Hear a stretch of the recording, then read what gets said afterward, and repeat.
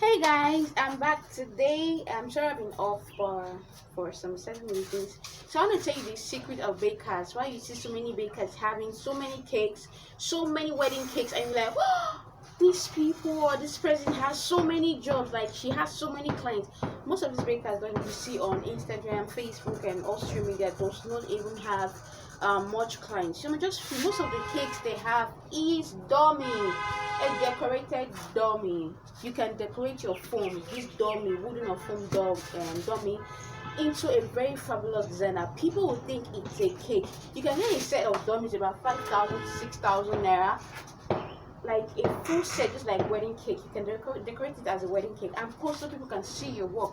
So if you don't have clients that are getting you jobs, don't just sit there. Get dummy, get ingredients, and just decorate them and post so that people can know that you're active and you have clients. All right, so bye.